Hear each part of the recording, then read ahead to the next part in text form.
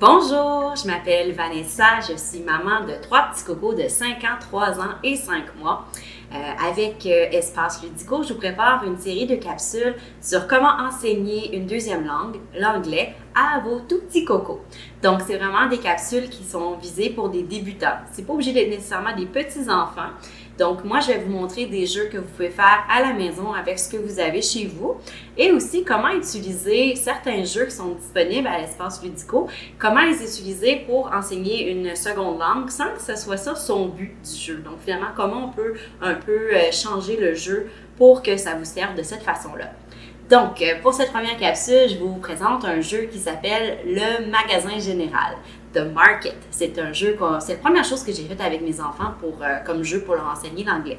Donc, ce qu'on fait, dans le fond, c'est qu'on fabrique un petit magasin avec toutes sortes d'objets qu'on a dans la maison et on joue à aller faire des commissions et on utilise ça pour apprendre le vocabulaire. Donc, je vais juste insérer un petit clip là, de mes enfants qui jouent à ce jeu pour vous donner un visuel et ensuite, on va décortiquer ça ensemble et je vais vous donner des petits trucs et plus d'informations. Raphaël, I would like a boot. Boot. A boot. Yes, that's the boot. Put it in the basket. Thank you. OK. Elysian, get me glue, de la colle. Glue. Tu veux ça? OK. Toothbrush. Can you find the toothbrush? Juste toothbrush, pas toothpaste. Juste toothbrush. Oui, la brosse à dents. In the basket. Alors, comme vous voyez, mes enfants ont vraiment beaucoup de plaisir à jouer à ce jeu-là. Donc, quand je veux commencer le jeu, je m'installe un petit coin. Nous, on a une petite étagère chez nous, mais ça peut être le divan, ça peut être, mettons, si vous avez un sous-sol, les 2 dernières marches de votre sous-sol, ça peut être ça, votre magasin, vous pouvez utiliser un rack à souliers, ou même faire une pile, c'est pas grave. Donc, les enfants, je vais leur demander d'aller faire le tour de la maison et d'aller choisir plusieurs objets qu'ils vont venir mettre à vendre dans le magasin. Donc, c'est sûr que eux autres, les enfants, ils vont aller chercher leurs jouets préférés, les premières choses qu'ils vont voir. Donc, c'est sûr que ça permet à apprendre le vocabulaire de ces objets-là. Mais moi, le parent, je vais aller chercher des objets que je trouve vraiment utiles pour leur vocabulaire. Donc, c'est sûr qu'ils vont pas aller chercher dans le tiroir une brosse à dents, mais une brosse à dents, c'est important de savoir comment ça s'appelle. Donc, moi, je vais aller chercher papier de toilette, brosse à dents, une pomme, une boîte de céréales, toutes sortes de petites choses comme ça avec qui peut apporter un bon vocabulaire. On va placer tout ça dans notre petit magasin. Et là, moi, malheureusement, maman a très, très mal aux genoux. Alors, mes petits cocos vont devoir m'aider à faire mes commissions. Donc, moi, là, je leur demande d'aller chercher les objets et je le demande en anglais. Donc, une fois qu'on est installé, j'ai mon sac dans mes mains. Je dis à mon garçon, mon plus vieux par exemple, Raphaël, I need an apple, une pomme. An apple. Donc, je vais commencer les premières fois en vraiment, je vais dire la phrase en anglais, mais le mot-clé de l'objet, je vais le répéter en français et en anglais. Éventuellement, quand ils sont un petit peu meilleurs, puis ils ont commencé à connaître un peu leur vocabulaire, je ne vais pas dire le mot en français. Je vais dire I need an apple. Puis là, il va me regarder, je vais Apple! Je vais essayer de donner des petits hints, là, des petits indices comme ça. Puis là, il va aller chercher la pomme, puis il va venir la porter dans mon sac. Et là, quand il me l'emmène, je dis toujours « Yes, that's an apple. Thank you. Put it in my bag. » Je secoue mon sac en disant « my bag » et je pointe « in my bag ». Ensuite, je vais demander à mon plus petit coco. Je vais lui demander toujours les choses les plus faciles à mon petit. Puis, je vais répéter plusieurs fois en français puis en anglais. Et pour mon plus grand, je vais lui donner les objets que je trouve un petit peu plus, qui offrent un meilleur défi. Raphaël, I need a bowl. Un bol. A bowl, please. Can you find me a bowl? Yes, that's the bowl. Good job. Okay.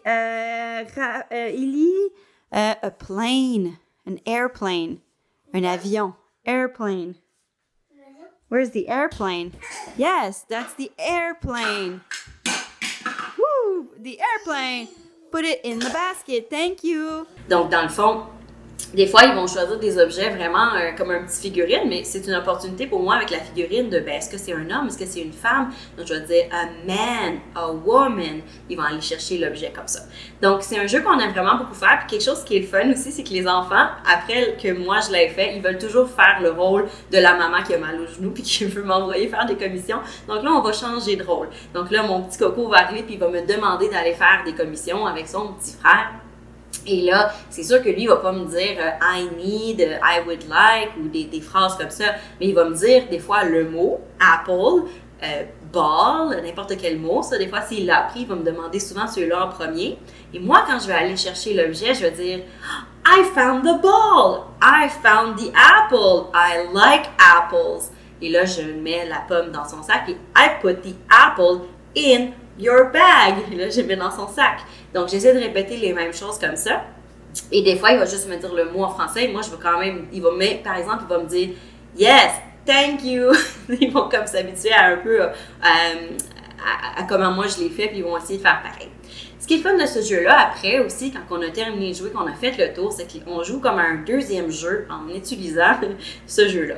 Donc, en fait, c'est quand mon sac est plein des choses que les enfants sont allés chercher en faisant les commissions. Ils me ramènent le sac. Moi, je vide le sac au complet. Je mets toutes les choses par terre. Et là, il faut aller remettre les choses dans la maison où elles vont.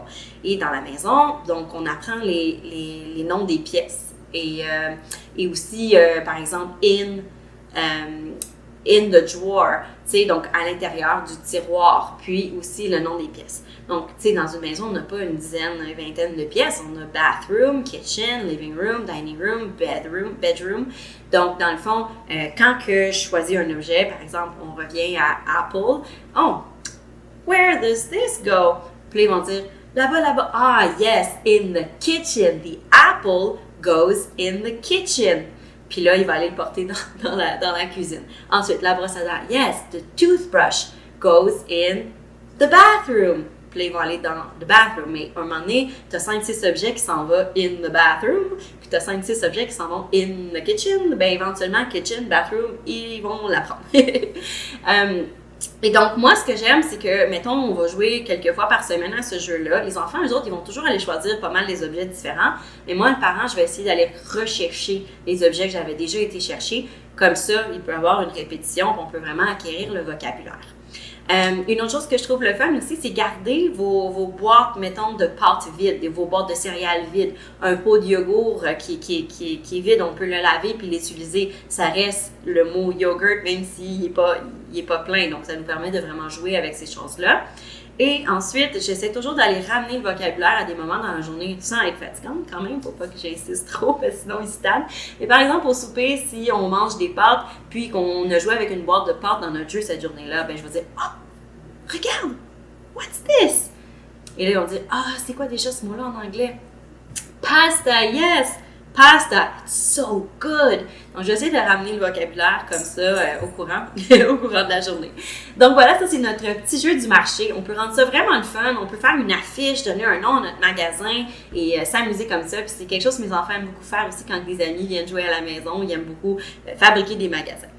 Alors, voilà pour la première capsule. J'espère que vous avez aimé cette idée. Suivez le reste des capsules pour d'autres idées sur comment enseigner l'anglais à vos petits cocos. Merci, bonne journée!